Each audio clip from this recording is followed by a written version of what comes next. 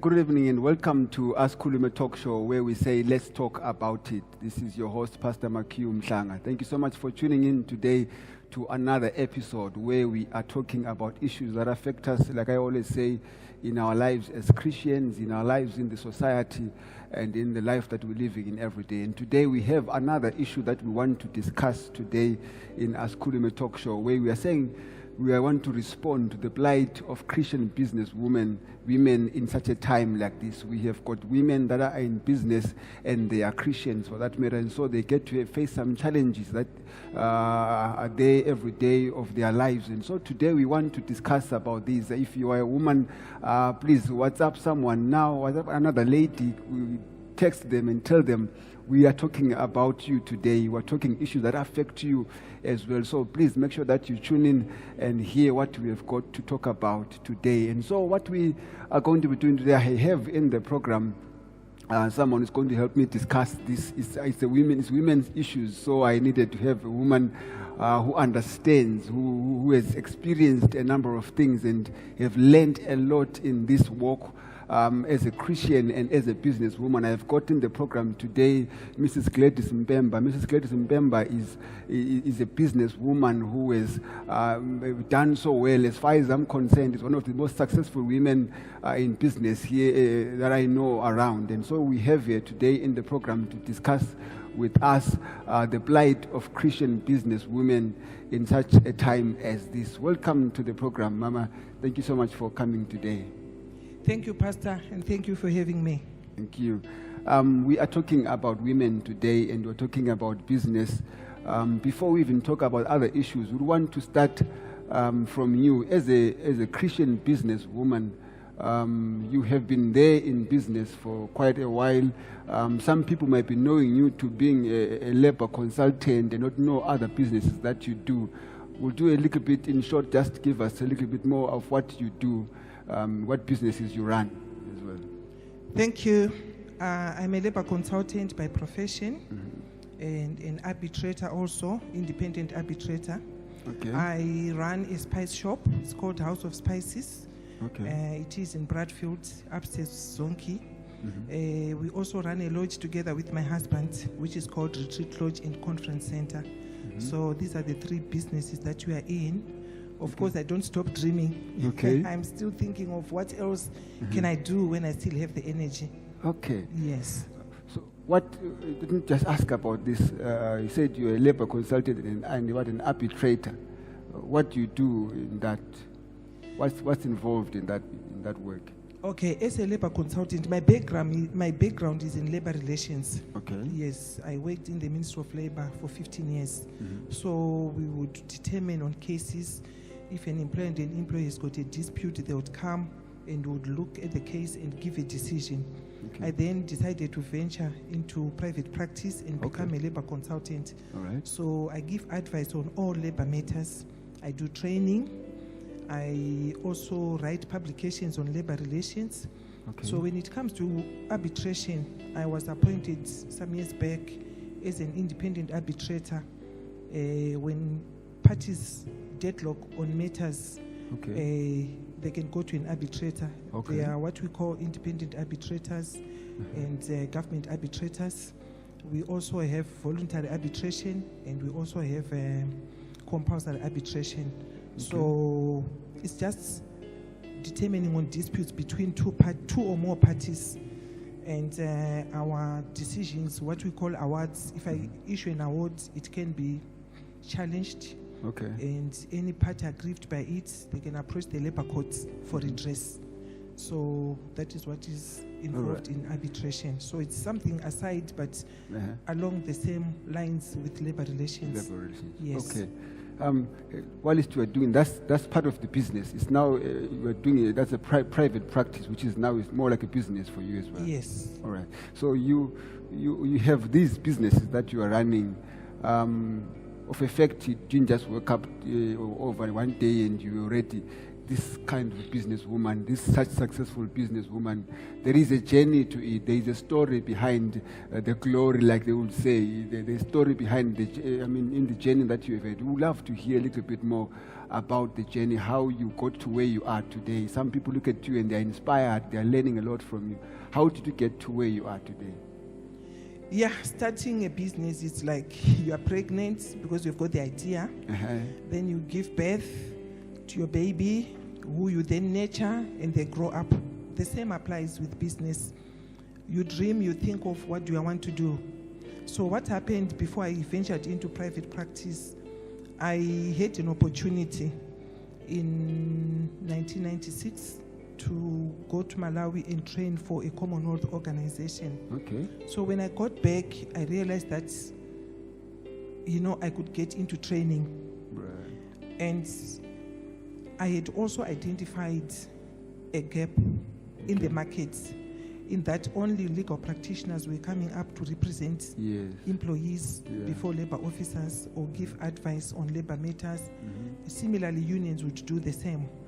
So I then decided, through push from my husband, he said, why don't you get into it?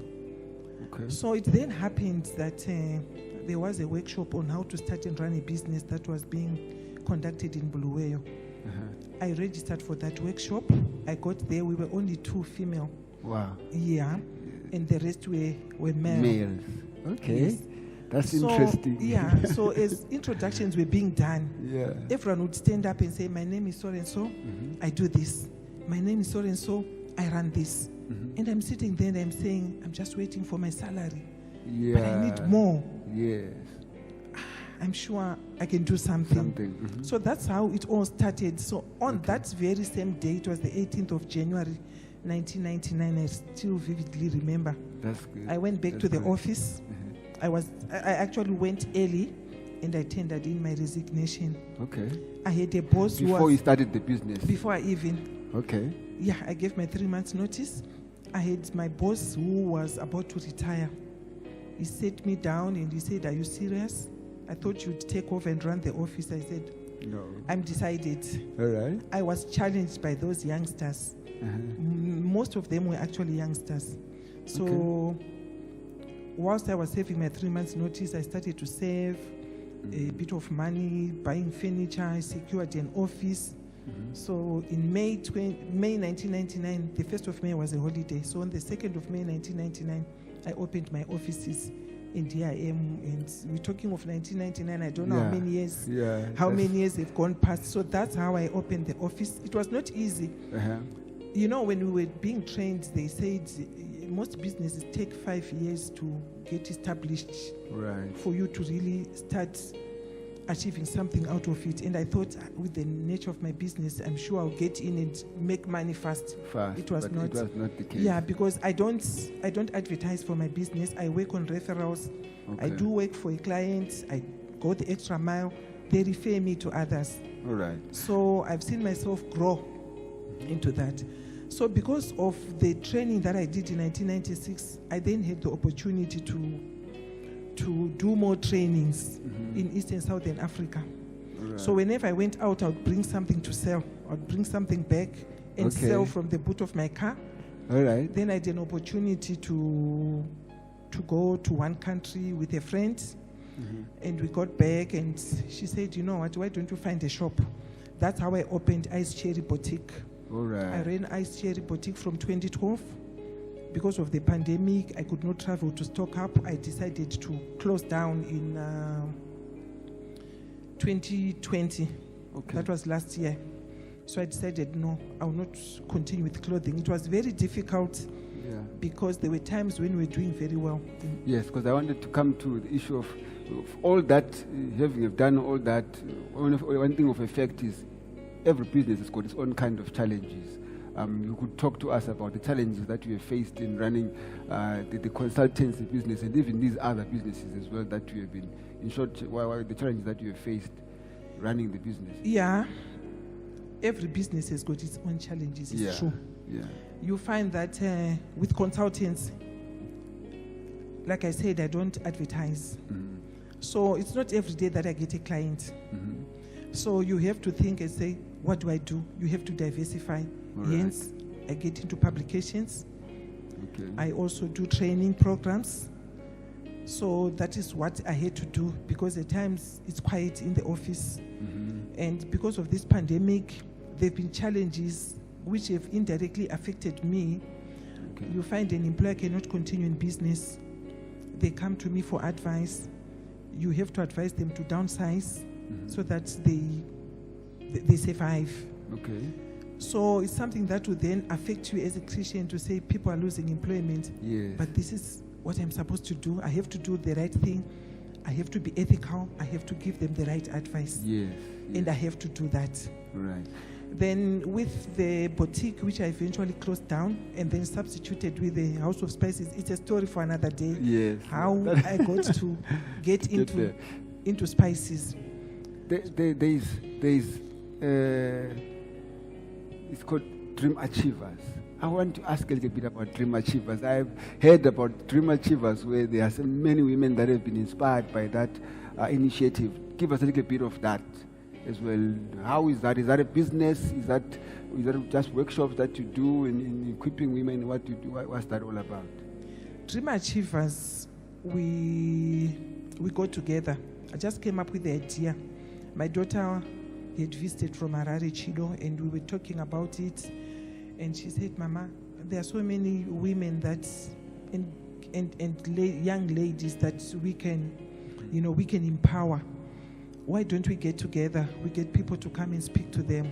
Mm-hmm. So that's how we got together in 2017 in July. Okay. And we got together. We had over 250 ladies who attended. And the following year, we had another gathering. And we have continued. But in the past 2 years, because of COVID-19, we have not come together. But we're still family. We love each other.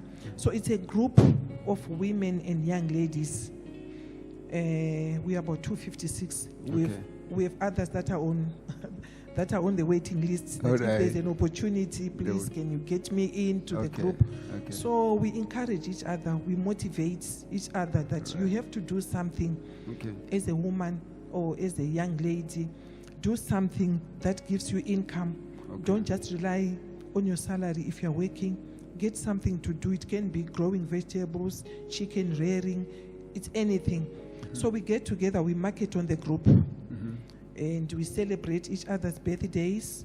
Okay. We if one of us, has a problem, if we get to know, we post about it, we pray about it, we give help if we can. Okay. So it's just a group of very energetic and lovely ladies and young ladies that are eager to do something in life. Because you get motivated, you see someone post something every day. They are selling this, they are making this. Right. And you say, but what am I doing? I'm sure a lady who's watching right now, you are also saying, wow, some ladies are doing something. Probably there's something that I can do as well that can be helpful even unto my life. One thing that I would also want to ask is, you have got so much that you are doing. From already what you have said, it shows that there's a lot that you are doing.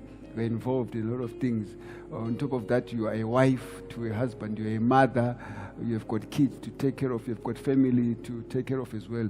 How then do you balance all this, being in business, and work, and home, and church, and all that? How do you balance? I'm sure a lady would want to hear and probably get some tips from you as well. Yeah, I have so much on my plate. I used to say that I need more than 24 hours a day. Because there are times when I feel like I've not sent a motivating message to Dream Achievers. So I'll sit and write something, or I'll post something. Then there's also the home setup. I'm like, I've got 2 adult daughters. So at least they run their own lives. Yeah. But I still have a husband to take care of. Yes. Yeah, Yes. but what I do is I've learned of time management. I've learned of how to prioritize what is urgent, what should be done. And I've also learned that I'm a human being. I can't do it all. You know, because you end up getting stressed by things that you cannot control. So I do what I think is urgent at the time. I have my social life over weekends because I only work Monday to Friday. I also do not force myself to do things when I am not ready to. So what I do is, if I don't have meetings in the office, I come in late. That's when I attend to my household duties. Alright. I enjoy cleaning, bit of laundry here and there. Yeah, because we stay at the lodge. There's not much cooking for me these days because the chef is controlling the kitchen. The kitchen. Yeah. Okay. So I also have a social life. When I'm not busy, I enjoy traveling. Alright. I also have clients. I've noticed that, Yeah, by I the way. enjoy, and now I'm trying to make up because the 2 years the skies were closed. Now that the skies are open, Yeah. travel. Traveling. So I do that. But I'm one person who, when I commit myself to doing something, I do it. And if I can, I go the extra mile. Okay. So balancing work and home is easy. You Right. just need to know that it's time up. Yeah. Yeah, at times I leave office late. Okay. Times I'm in early. It depends with the assignments that I have. All right. But I've managed. I'm now starting to slow down. Okay. So it's just prioritizing. All right. Yes. I'm sure those are some of the tips that you are getting. You need to be able to manage your time well. You need to be able to prioritize and do what you need to do at the time that you need to do it. And that's, I'm sure, is very much helpful. You are a wife to a husband, and you have got all this that you are doing. Sometimes you find that with women, they have got an issue to say, no, my husband doesn't allow me to do this. My husband doesn't. Earlier you were mentioning that you are doing the business, the lodge business that you're doing with your husband. You're working together there.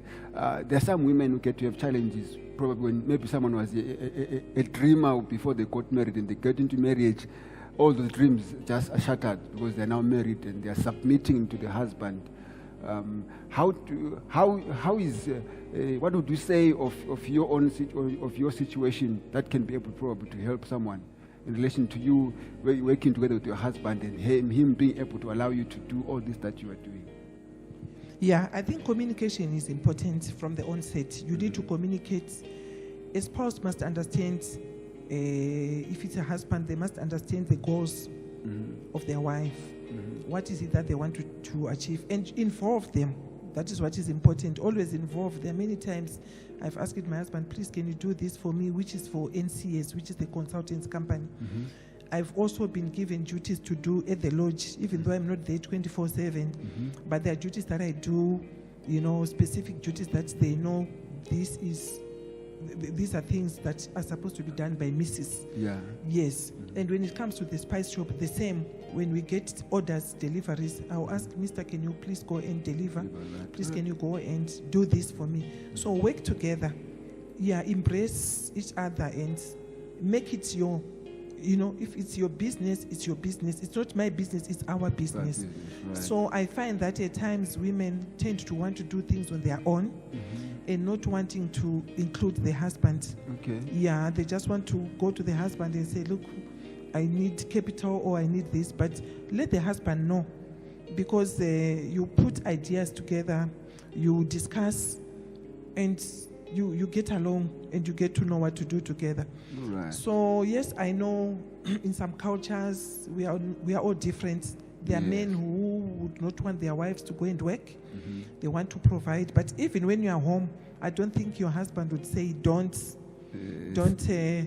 grow vegetables, don't keep chickens, don't do this. Find something to do. There will always be something to do. And if you do it well, you find the husband will come and join and support. That so make it teamwork, work together. Wow. Yeah. Thank you so much. I'm sure this is quite helpful. There is more that we want to talk about, but then for now, we're just going to take a short break. I would say, please stay tuned, and we are enjoying and listening to Mrs. Mpemba sharing with us the experiences that she has had in her life. And so we're going to take a short break. We'll be right back. Please don't go away.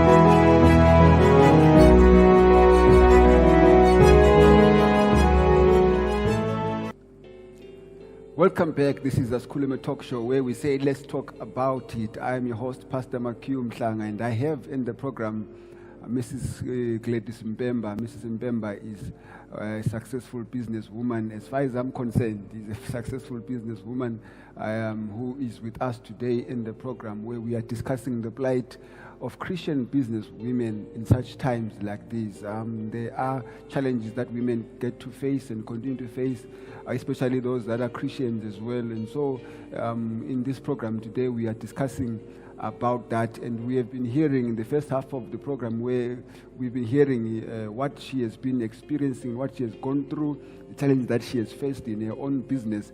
And we want to now continue as well and talk about other issues that affect women. And the question that I want to raise to you now, Mama Mrs. Mpemba, is, as a Christian businesswoman, you look at the odds, they are against women. You look at the society that we're living in, the cultures that are there, the issues of gender inequality, the unfair business ethics that are there, the patriarchy, the kind of a culture that is patriarchal and all that. This is what these are the odds against women getting into business, and Christian women for that matter. And what can we say to women listening, and even to the men that are even watching now, so that they can be able to assist the women? Because it's not just women rising on their own, they will need people as well to be around them. What can we say, and how best can you respond to them? Yeah, we all know that traditionally and customarily, women have always been taken as second-class citizens. Yeah. Even way back, even we read about it in the Bible, that times when, things happened, women were never counted as part of a group that was witnessing what Jesus was doing, yet they were there. Yeah. So it's quite sad. But the only thing that we can do is to rise and fight for our rights as women, so that we also get recognized. There are laws that are there, but not every woman knows that there are rights that they have to exercise, that there are also laws that protect them against harassment, violence, gender inequality. As a labor relations practitioner, I'm happy to say that the Labor Act protects employees, and particularly women. They are treated the same as men. Against sexual harassment, against violence, if we're working the same type of job, we should be remunerated the same. But it's not everyone who is aware of it. So it needs awareness, campaigns going out there to women that still think they have to continue to be submissive. I'm not saying we should not be submissive. We have to. Yes, in the household. But when it comes to business, when it comes to the workplace, we have to be treated as equal. If we're doing the same work, the conditions must be the same. Right. But it's unfortunate that even in churches we still find it. Maybe it's because of culture. But as we progress, we're hoping that the modern society will allow young girls and women to get out of the cocoon and get to realize that they should be treated the same as men when it comes to rights in the workplace. Even if it's in the church, we want to see women taking up positions that men can do, because we can do it. They can do it. Women, so we need to nurture. Yes, so we need to nurture the young girls, catch them when they are still young, let them know that they can do it. So I'm happy because there are organizations out there that are working with women to raise an awareness as to taking leadership positions in the community, even in politics. You know, we have to come out, because when we check the ratios, you find that there are more men than women. The question is why? Yeah. Why are we sitting back? Right. Let's go out there and do it. Yeah, you mentioned something that is important, that when you look at statistics in terms of the numbers, you find that there are more women than men. But when it comes to business, you find that there are more successful business people who are males than females. So women need to take note of that, use the advantage of numbers that should be able to give them an advantage. Sometimes in making money, numbers do count sometimes. So I'm sure you are listening to that and it should be helpful to you. The environment that we are operating in, whether we are males or we are females, you talk about corruption, you talk about bribery, and unfair business ethics that are there. It does affect everybody, and worse more for the women, and Christian women for that matter. You find out there some people in their running businesses. For them to be able to get a license, they have to bribe to get office space. Some women have got to sleep with their men for them to get positions and all those kind of things. And you are talking to Christian women who are also trying to thrive and to do well in that environment. What advice can you be able to give to them, those who are facing that kind of a challenge? Yeah, I think the first thing is your conscience must always tell you whether what you are doing is right or wrong. It must tell it in yourself. In yourself, you have to. You know, one knows. I know what I want to do is not right. It's not ethical. It's not ethical. It's corruption, and I'm taking unfair. It's an unfair advantage to someone, because it always have effects. It's either you are paying money, and maybe what you are paying for does not come out. You get frustrated, you get stressed. I think let's just continue to be women of integrity. Do the right things all the time. Follow the proper procedures. If it cannot happen the way you want, think of another better way. If this business cannot carry on because I'm failing to pay a bribe, then I must give up and start and try something else. Yeah, because ethics are very important in business. You start doing that, you think it's something small you have done, you get into the habit of doing it, and you can't run a business on bribes, you can't run a business on corruption. Yes, it's frustrating, and I know some women will say, but what can I do? I'm being pushed to the edge, I'll have to bribe. But if you're a Christian, your conscience will tell you that it is not right.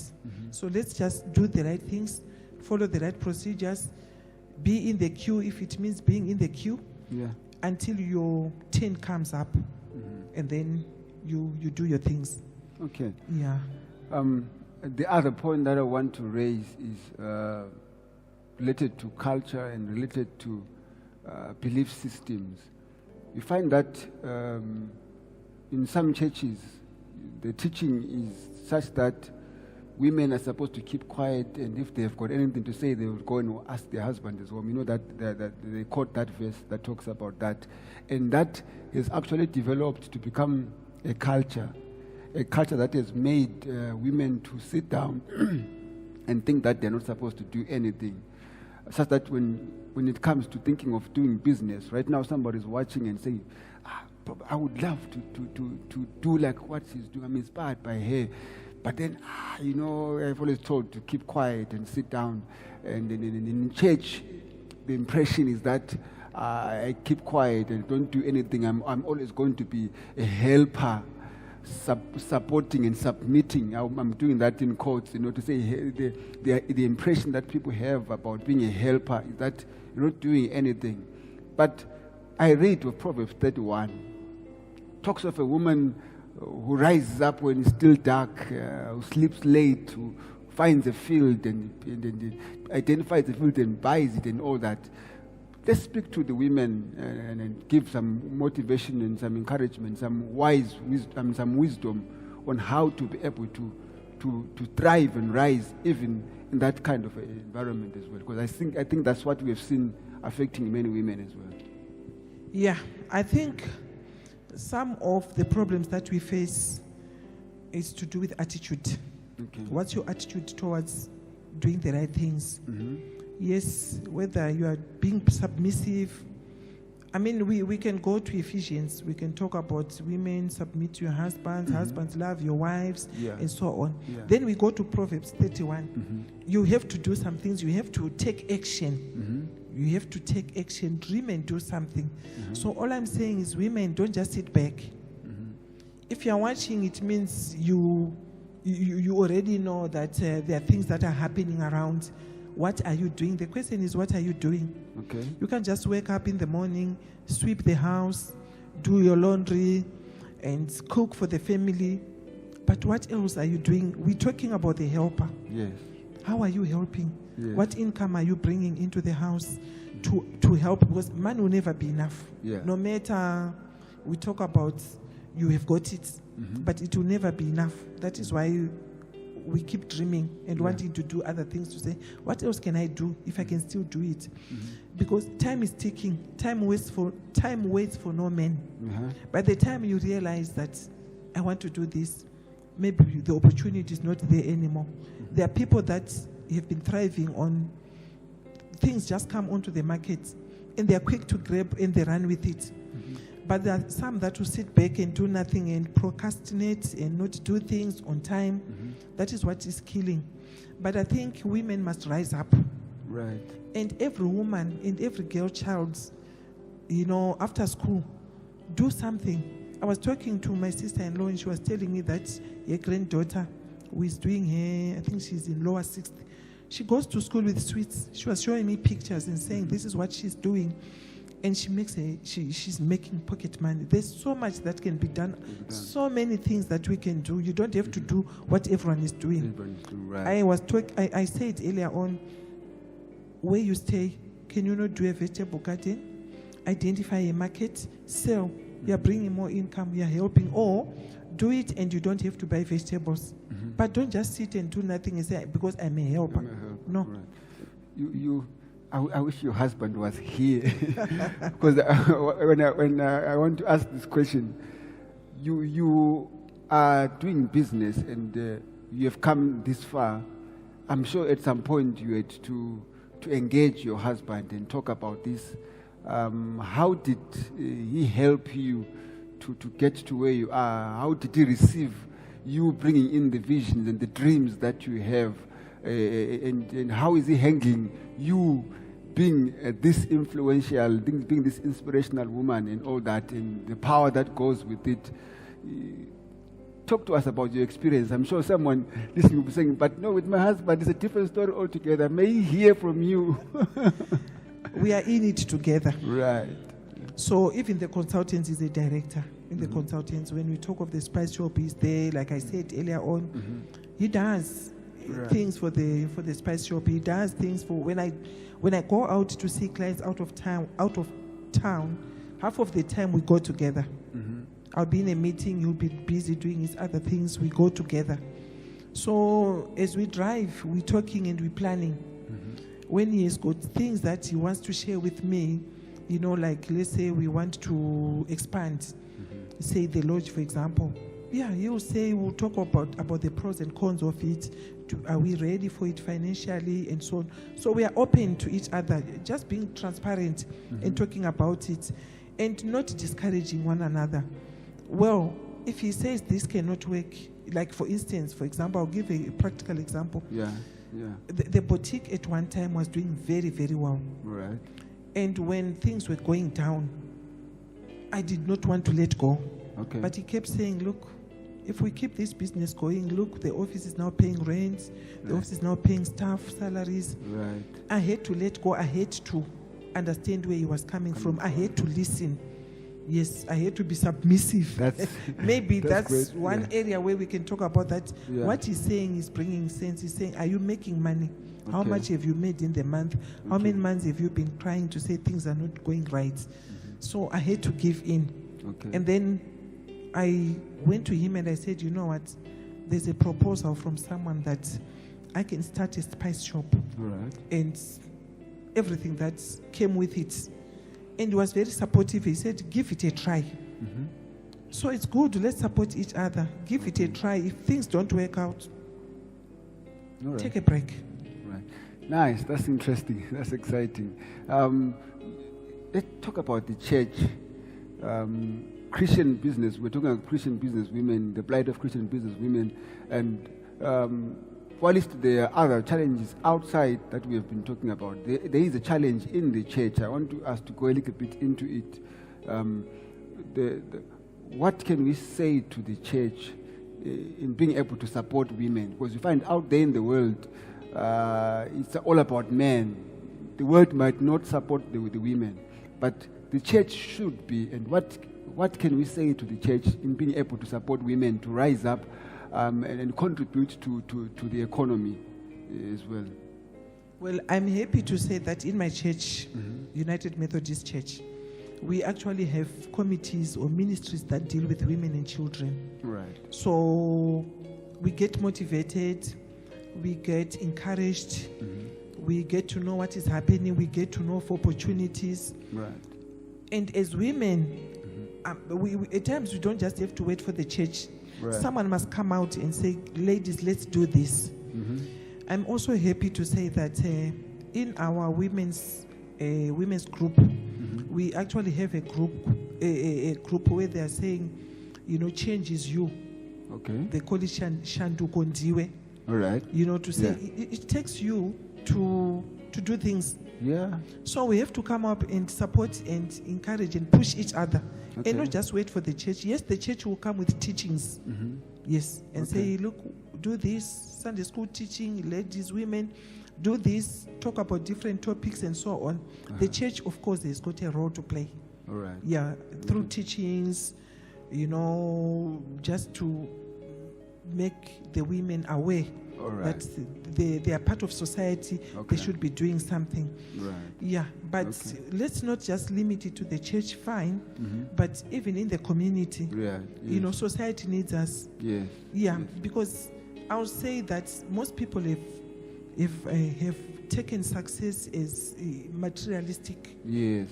How many houses do you have? How many cars do you have? How much money do you have in the bank and so on? No.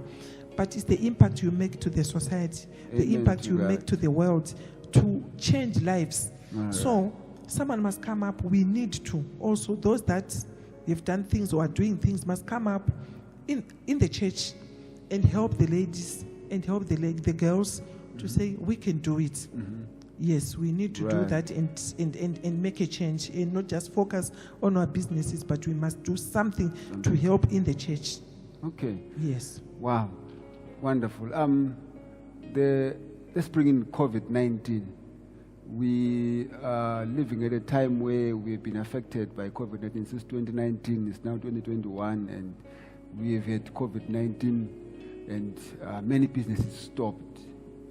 Many businesses are struggling, and it obviously does affect women as well, Christian women for that matter. Someone is watching now and is seated and thinking, what could be the next idea that I can do? I can't travel, I can't do this. What idea can I come up with that can be able to help me bounce back, so to speak, in the business world. Probably someone who had started business and they've gone down. You talked about your shop at some point, your boutique, that you had to close it, but you're still there. Somebody might need to be advised and given some tips as well on what they can do after having been affected by the COVID-19. Yeah, let me say that with COVID-19, we are all in it. Mm-hmm. We are all affected one way or the other. Yeah. But what I want to say first is don't give up. Mm-hmm. Never give up. If anything, re-strategize your business model. Right. Yes. Where probably you were selling in person, maybe you want to do it online. Okay. Maybe you want to scale down on something else and up your marketing. Okay. Yes, these days people are embracing social media. Yeah. Yes, you need to do that. You also need to look at the suppliers that you deal with. Who supplies you this?